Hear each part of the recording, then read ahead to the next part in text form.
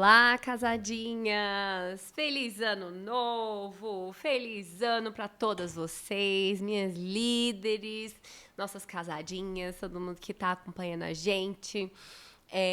Tô muito feliz de estar começando mais um ano com um tema novo para direcionar nosso ano, para ter um ano de vitória dentro da nossa casa, dentro do nosso casamento, nos nossos relacionamentos.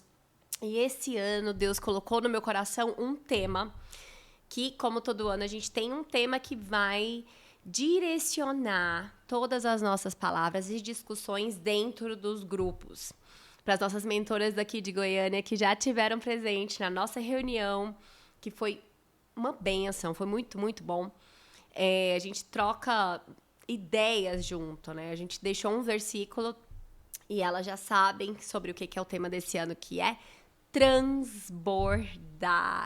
Esse ano é um ano que Deus tem falado pra gente sair do óbvio e começar a chegar a outras pessoas, né? Esse ano nós já temos acho que uns 4 anos de Clube de Casadinhas e esse ano nós precisamos sair do nosso núcleo. A gente precisa sair da nossa caixinha, alcançar mais vidas, alcançar outras pessoas, porque ninguém é perfeito.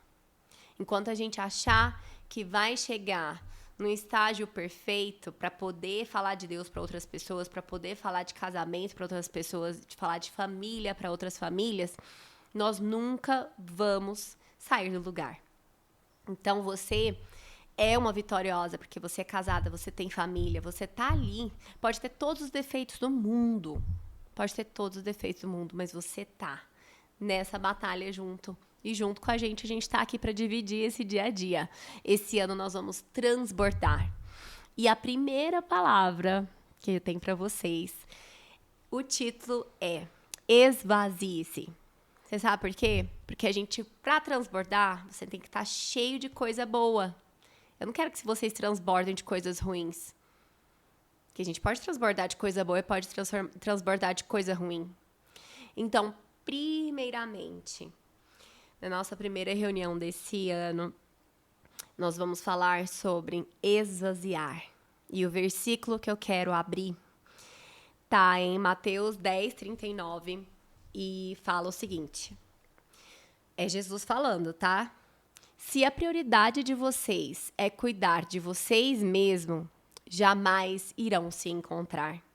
Mas se vocês se esquecerem de vocês mesmos e me buscarem, irão encontrar-se. E a mim também. Gente, a gente só vai transbordar daquilo que a gente tiver cheio. E nessa passagem, Jesus nos convida a refletir sobre as nossas prioridades e o que tem dentro de nós. Que isso tudo é a chave para ter uma vida abundante. É o quê? Esquecer de nós mesmos. Que enquanto a gente estiver buscando encher a nossa vida com o nosso ego, com as nossas prioridades, com o eu, vai ser uma vida vazia, vai ser uma vida rasa, né? Olha para dentro. Do que você tem se enchido? Né? Quem é você? Talvez, se você for um pouquinho sincero consigo, você tem sido muito egoísta, invejoso, especialmente hoje que a gente sabe da vida de todo mundo. Você quer aquilo, você quer ser aquele ideal de pessoa, você passa o dia inteiro se enchendo disso e pensando nisso. Ou orgulhoso, ou amedrontado, né? A característica do ser humano sem Deus revela uma natureza caída, que a gente fica buscando se autopreservar e cuidar de si e pensar em si. E o que Deus te convida? A morrer para si mesma, parar de pensar em si. Porque quando você para de cuidar de si, Ele cuida de você. Entregue na mão dele. Né? Antes dessa passagem, Jesus vem falando assim: vim para romper agradáveis arranjos domésticos e libertar vocês para servir a Deus. Familiares bem-intencionados podem ser seus piores inimigos. Se me rejeitarem por preferirem pai ou mãe, vocês não me merecem. Se forem mais dedicados aos seus filhos do que a mim, vocês não me merecem. Que coisa forte, né, gente? A gente esquece, às vezes, dessas palavras de Jesus para viver uma vida voltada para Ele, e a gente vive uma vida voltada para dentro. Então, primeiramente, dentro desse tema, né, esvazie-se, confesse. Primeira coisa que você deve fazer é confessar. Olhar para dentro e ver o que seu copo tá cheio, né? É o primeiro passo para a gente ter uma vida de bênçãos. Não coloque água num copo que já tem vinho. Ou que já tem Coca-Cola, para quem não bebe. Não coloca, você sabe por quê? Vai virar uma água suja. Não adianta você querer se encher de Deus se lá dentro ainda tem rancor, tem ódio, tem tristeza, tem falta de perdão. Olha para aí. Se você não está enxergando, pede revelação do Espírito Santo. Desce aos pés do Senhor e diga, Deus, o que tem aqui dentro que está incomodando? O que está errado aqui dentro que o Senhor precisa melhorar na minha vida? A gente precisa jogar fora o que está dentro desse copo que vai contaminar a água pura que Deus tem para você. A autoanálise e o arrependimento são a base da vida cristã, é o primeiro passo, gente. Arrependei-vos, pois é chegado o reino dos céus. Não existe cristianismo sem arrependimento. Se você acha que vai levar a vida do jeitinho que ela tem sido, com toda essa prepotência, com todo esse orgulho, com todo esse egoísmo, com falta de serviço, falta de humildade, a falta de harmonia, falta de amor, você precisa se arrepender e voltar aos pés do Senhor. Esvaziar o copo, porque Deus tem muita coisa boa para te encher nesse ano, para que você transborde. Quando a gente se arrepende e pede ajuda do nosso Criador, esse copo fica limpinho e pronto para receber. O segundo passo para você se esvaziar, depois da confissão, é mudar o tom. Quantas de nós aqui já ouviram falar, seu tom é irritante? Mulher casada. Mulher casada é um serzinho. É um serzinho aí que é uma espécie única. A gente parece que quando casa fica chata já. Desce um espírito assim. Muda o tom. Você não é mãe do seu marido. A reclamação, ela é como uma goteira que fica aí, contaminando o seu copo. Às vezes você esvaziou, você se arrependeu, e aí você começa a reclamar e começa a contaminar de novo, impedindo que Deus te dê água pura. Muitas pessoas têm mania de encontrar defeito em tudo e com desculpa que são perfeccionistas. Eu sou uma dessas. Eu sou uma dessas. Adoro encontrar defeito, porque nada tá perfeito, gente. E isso rouba a sua paz. Vocês ficam aí pensando demais em criar essa família perfeita, a casa perfeita, o filho perfeito, a carreira perfeita. Tudo gira em torno de você ou da sua reputação. Está errado, gente. Muda o tom. Para de ficar procurando defeito e tentar construir algo perfeito que não é o ideal de Deus. Né? Tem gente que idolatra tanto o casamento que quando o casamento começa a dar errado, essa pessoa fica desesperada e fala assim, nossa, mas eu oro tanto, eu sou crente, né? Deus não é fiel comigo. Mas você sabe por quê? Porque você não entregou esse casamento diante do Senhor. Não é você que controla os seus filhos. Não é você que controla o seu marido. Você não é Deus. Você não tem o universo nas suas mãos. Né? Você não criou nada. E você não controla, você não domina. Sabe quem domina? É Ele, é o Criador de tudo. Porque só Ele que tem esse poder. Então, abra mão, pare de reclamar, viva uma vida de contentamento. Saiba apreciar e saiba, também calar a boca, fazer silêncio. É tão difícil a gente exercitar hoje o papel do silêncio, né? Tem tanta informação, toda hora tem uma música, tem um podcast, tem um livro, tem tanta informação ao nosso redor que é difícil a gente ficar em silêncio. Mas sabia que é no silêncio que Deus vai falar com você. É no silêncio que o Espírito Santo vai falar no seu ouvido. Mude o tom. Mude o tom. Diminua suas palavras. Abra mão de controlar o universo. A nossa perspectiva de vida deve estar centralizada em Deus. Não no marido, não nos filhos, não na carreira e nem na igreja. Porque enquanto tiver o centro da sua vida aí, uma falsa religiosidade, uma falsa idolatria, uma idolatria à família, vai estar errado. Terceiro, perdoe.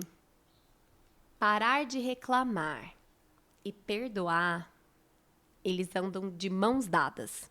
São duas coisas que andam de mão dada, porque não tem como você parar de reclamar se você não perdoar. Quer dizer que você ainda tem um ressentimento, você ainda está apegada a algo que você não conseguiu superar.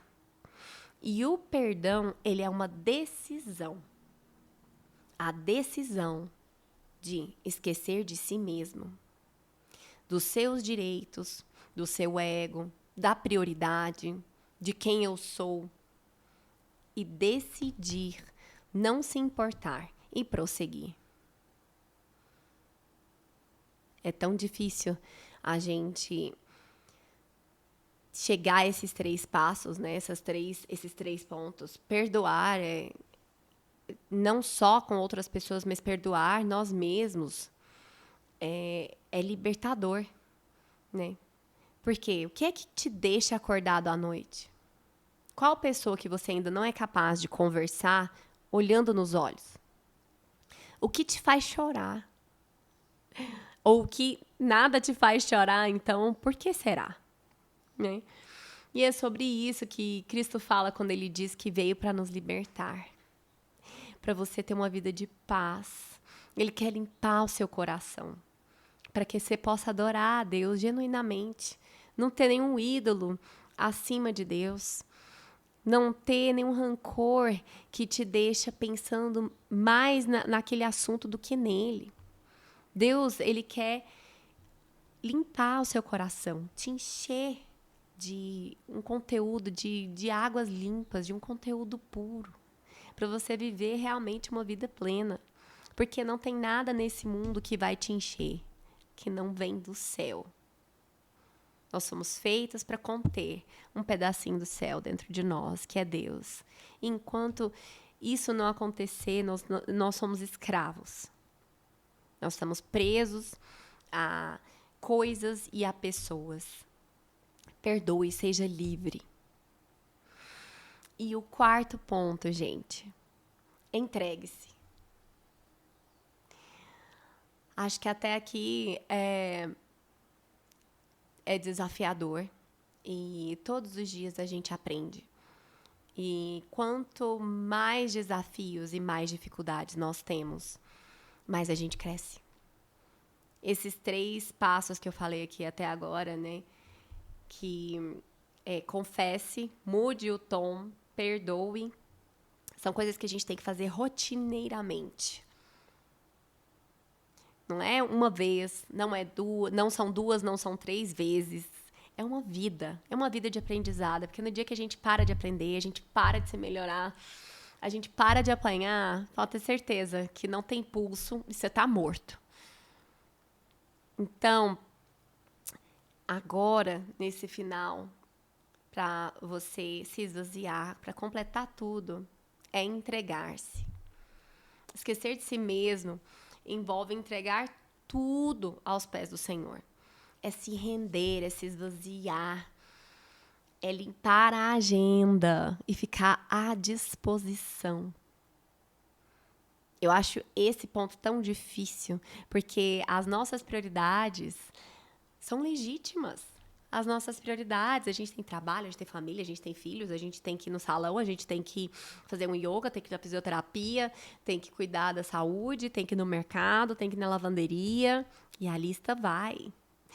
Mas se uma amiga te liga e fala assim, nossa, eu precisava conversar, ou se você faz isso de espontânea vontade, É difícil, né? Ainda mais hoje. Difícil, vamos ali tomar um café, pega 1 hora do seu dia e olha no olho daquela pessoa, sem encostar no celular. Isso é se render. É praticar render-se. É não ficar pensando no que você poderia estar fazendo no lugar de dar seu tempo para outra pessoa. Hoje o tempo, ele é o bem mais valioso que nós temos. Você consegue dar isso para alguém? Mesmo que essa pessoa não mereça. Você sabe por quê? Você também não merece. Nós também não merecemos muita coisa, mas Deus tem nos dado. E se entregar é colocar à disposição de Deus. É ir para uma reunião das casadinhas sem ficar só esperando receber uma palavra abençoada ou sentir alguma coisa, ou fazendo networking, ou ficar lá tomando um cafezinho no lugar legal, né? É falar, olha, eu vou, sabe por quê? Porque eu vou fazer a diferença na vida de alguém. Que eu vou sair de lá abençoada, mas eu também vou abençoar outras pessoas através do que eu tenho para falar, do que eu tenho para compartilhar. Entregar-se é não se sentir frustrada quando as coisas fogem do seu controle, porque você sabe que está nas mãos do Criador, que está nas mãos de Deus. Entregue-se a Ele, esvazie o seu copo, receba hoje uma água nova que Deus tem para você. Transborde de alegria, paz, sabedoria, tranquilidade. Porque é isso que Deus tem para você, para sua família. E Ele vai usar você. Ele vai usar a sua boca. Ele vai usar o seu coração. Ele vai usar o seu tempo. Então se preparem. Esvazie-se de tudo que tem aí dentro que não tem agradado a Deus. Faça essa autoanálise, porque Ele vai usar você neste ano. Ele vai usar você esse ano. Esteja à disposição. Esvazie-se para receber o melhor de Deus na sua vida. Amém?